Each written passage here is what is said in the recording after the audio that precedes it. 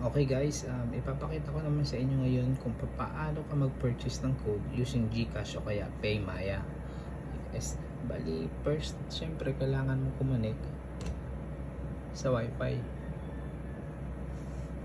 Now, may lalabas na login. Click mo lang to. Then, type mo yung cellphone number mo. 917. Okay, then pay mo using GCash. Pero tingnan mo muna kung ilan oras yung gusto mong piliin, no? Ayan yung mga details, and then kulang yung number. 3277. Okay, and then pay mo sa GCash. Next, type mo ulit yung cellphone number mo. Tapos magpapadala syempre ng confirmation code, no? Okay, so 1 6 ayan,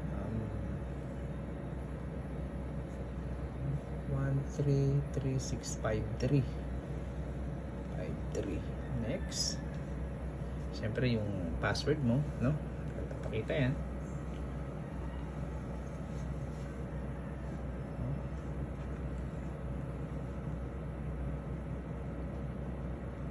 Teka lang ha, naglolo ko yung aking keyboards.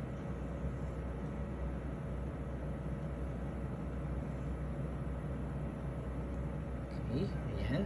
So, ayan na. Katapos mo i-type yung pin mo, lalabas na to. Okay.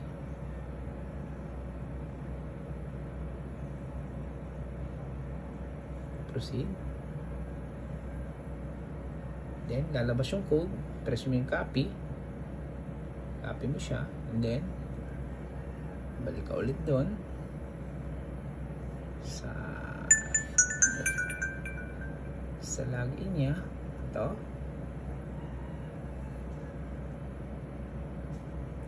then paste mo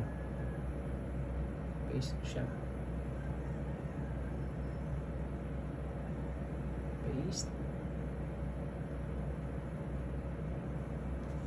then connected na siya. Ganun lang kasimple magbayad using GCash. So try natin kung merong internet.